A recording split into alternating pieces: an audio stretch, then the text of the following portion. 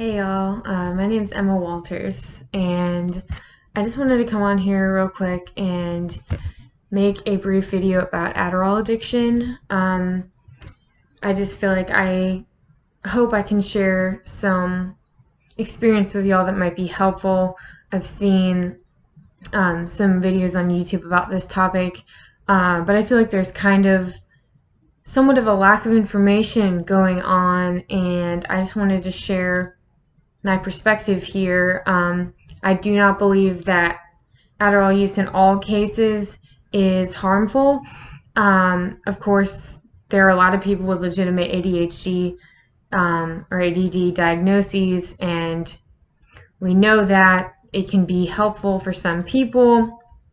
But I did want to share some insight because I think there is a misconception that if you do have a legitimate ADHD diagnosis, that Adderall can't be harmful for you or you cannot become addicted to it. And I just know that that is false. I do believe it's harmful. The way there is a general idea in society that prescription medications that are given to you are harmless if there's a diagnosis involved.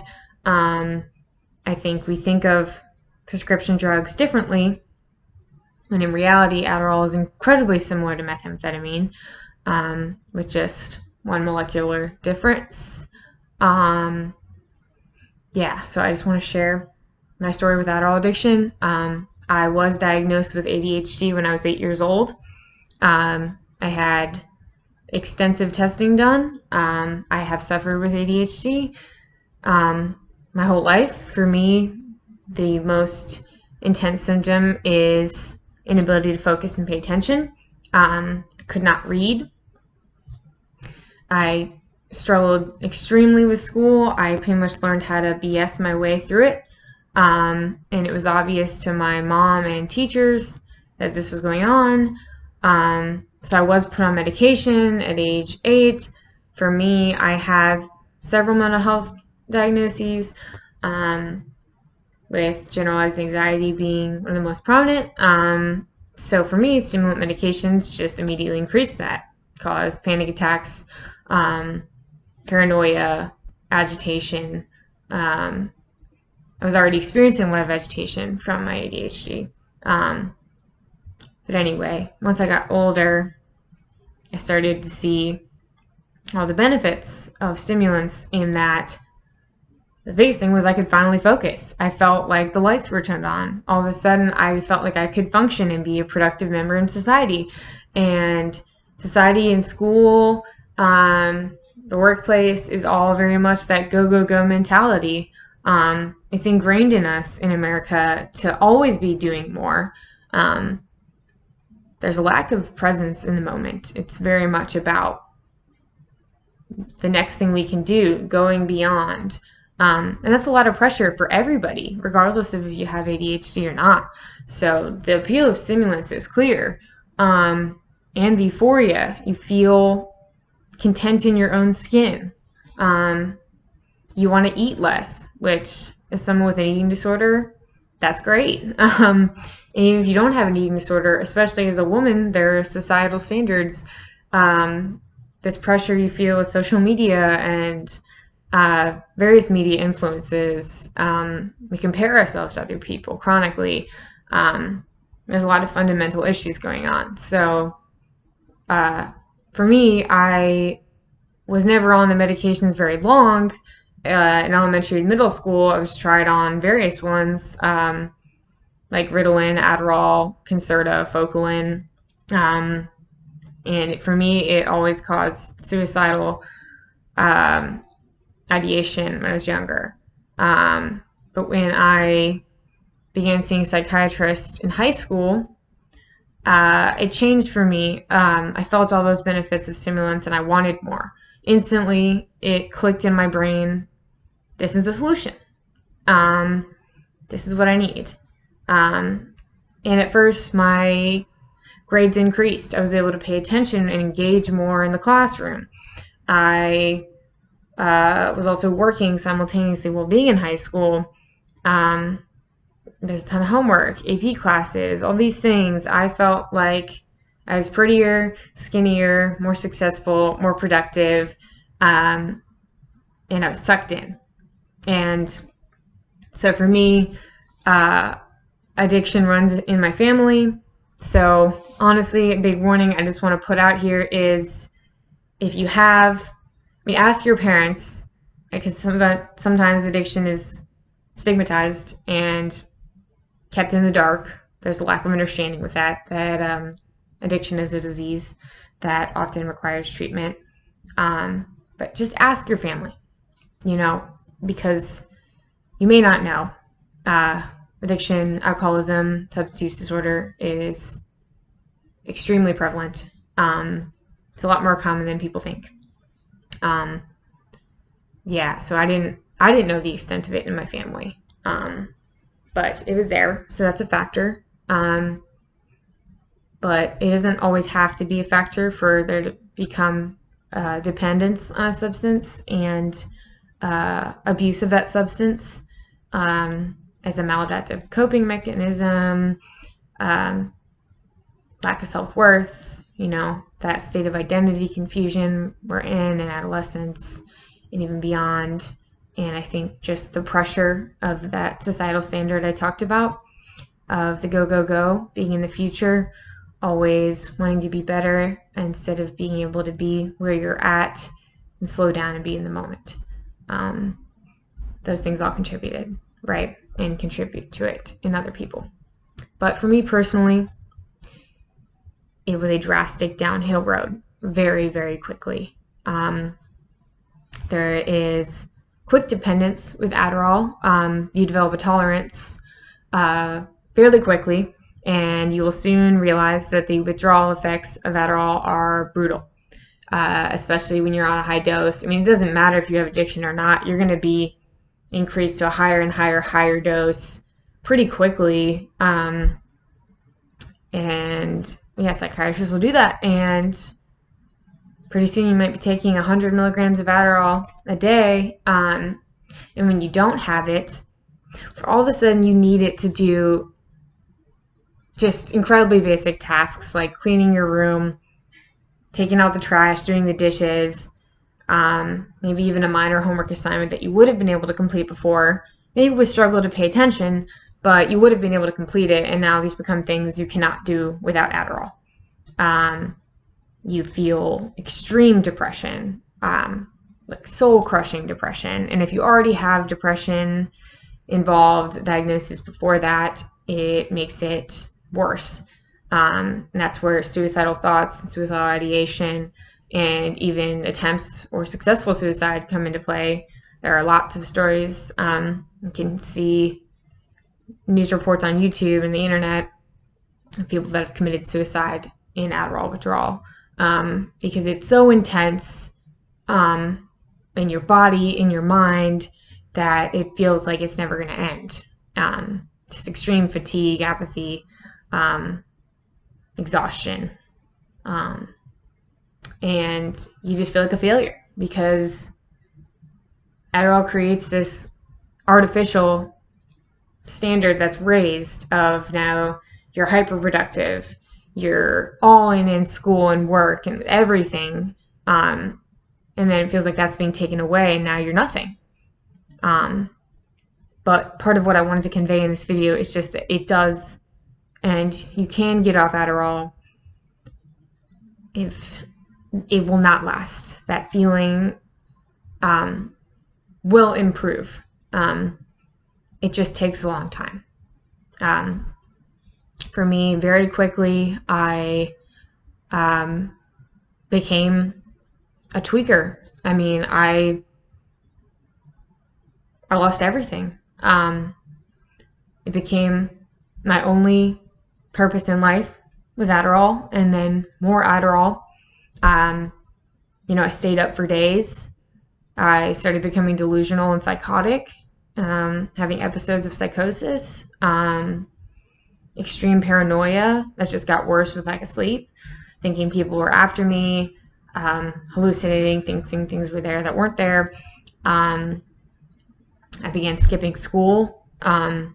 I was so agitated and anxious. I needed other substances to bring me back down, typically weed. And if I didn't have it, I would lose my mind. I began selling my possessions, my most prized possessions, for drugs. The worst impact was how it affected my family. I caused complete turmoil and distrust in my family members. It was compulsive and I couldn't stop, but I didn't realize I was so deep in it. You know, I wasn't asking for help. I just became manipulative and agitated. You know, I'd do and say whatever I had to do to get more. So I lied. I just caused complete havoc in my family.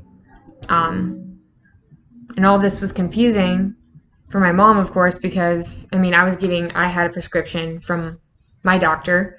And the fact that I had the diagnosis and my mom knew that was a real thing that I had struggled with, that she'd been trying to help me through, I think made it difficult for her.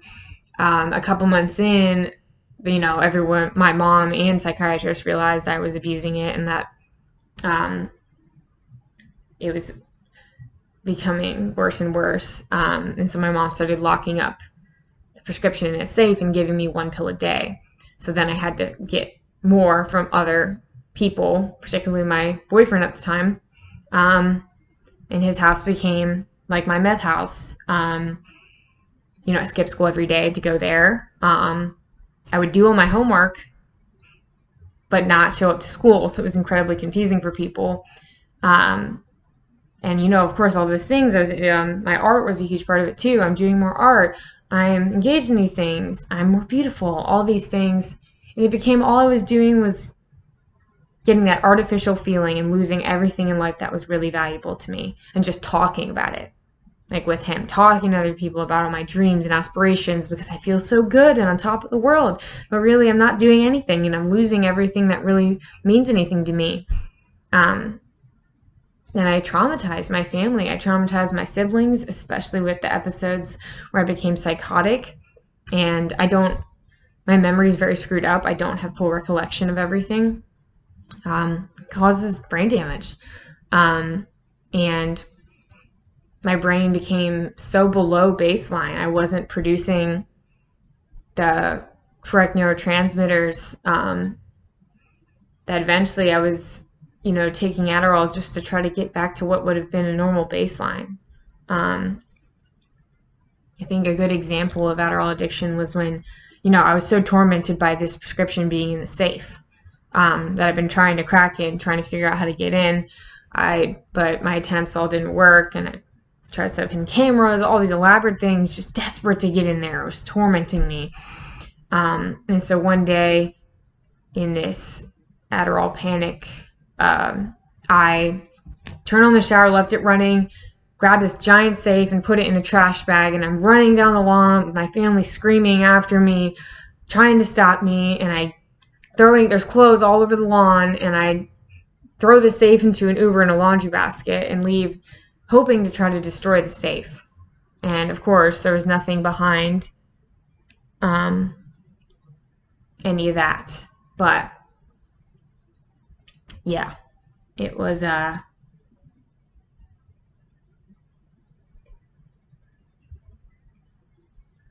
absolutely terrifying and soul crushing.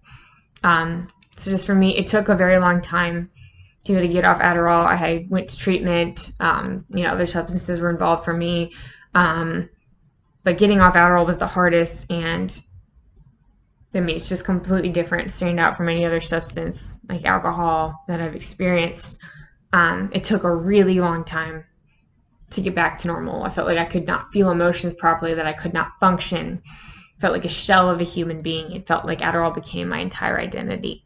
And I think a lot of people experience that, even if they don't experience the level of addiction that I have. It has such a profound effect on your brain in the way you see the world and see yourself, that it becomes so difficult to get away from that and try to find who you really are and how you can function and then manage the ADHD symptoms that you have. So there's just a couple things I wanted to mention and put out here. One, there are other options. again, I'm not saying that Adderall doesn't help some people. I don't think that, but I think there is a societal fundamental issue going on with how we perceive success, how we live our daily lives, and how enough is never enough. And just like how enough Adderall is never enough to feel whole and complete, because that's not how we find genuine happiness and well-being. Does not come in how much you achieve, how fast you do it, and how pretty and beautiful and skinny you are.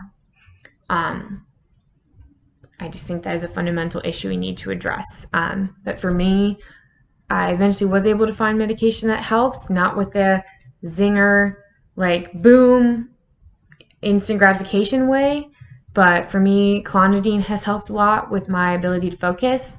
There's just not a quick solution for it. I think therapy is fundamental, finding healthy outlets, community and fellowship.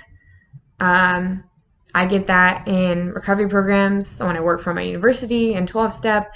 None of that is for everyone, but there are a lot of options out there if you do struggle from addiction, but also just in general, group therapy, finding clubs of common interests and things like that. Exercise also, I think, can help a lot with inattention struggles, getting solid routine, reminders for yourself, calendars, notes everywhere, whatever it takes. And just the most important thing is talking about your emotions.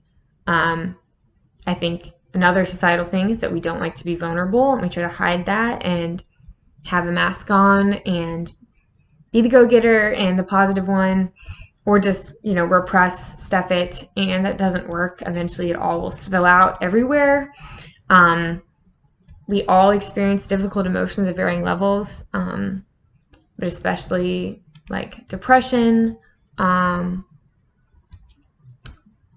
It is something that you need to be able to communicate about with others. Where you're at, there are just a lot of resources available, especially if you're experiencing suicidal ideation. There is hope. There are resources, and you are never alone. And when you are coming down Adderall, whether you've been addicted to it or not, just if you've been taking it for any amount of time, the come down is brutal. I've never experienced a come down as brutal as Adderall when you've been taking it chronically. And in that moment, you really do feel completely alone. And last time I was experiencing it, I relied a lot on YouTube videos of people talking about getting through the come down, their experience, and that they were able to get off of it. So that's really what inspired me to make this video. I want to be able to share that with y'all. It's not the answer if you are using it as a way to not feel your emotions and be your authentic self and try to be a superhero, because none of us are superheroes. I just want to be able to put it out there that it is possible to get off of it. It will take a long time to heal your brain, but it's not hopeless. There are a lot of resources out there. And getting through post-acute withdrawal syndrome, which is especially significant for stimulants. It's just, and you will be able to have genuine success that doesn't involve all of these negative chronic side effects. There's things like cotton mouth, not sleeping, not being able to eat, feeling, that feeling of your body being unhealthy, and losing nutrition and things along those lines are very difficult with Adderall. But yeah, it's not the feelings that you're feeling. If you're feeling that right now, will not last forever. Just do not keep it to yourself and do not repress it. Reach out for help. Yeah, I think that's all I've got to say. I hope this video was helpful in some way. I'm going to try to put some resources in the description box. some hotlines and other resources that you can get involved in. Yeah, if y'all have any questions about things that worked for me getting off Adderall, and what that process was like, please shoot me a question. Thank you for your time, and I hope you all take care and take care of yourselves. Bye.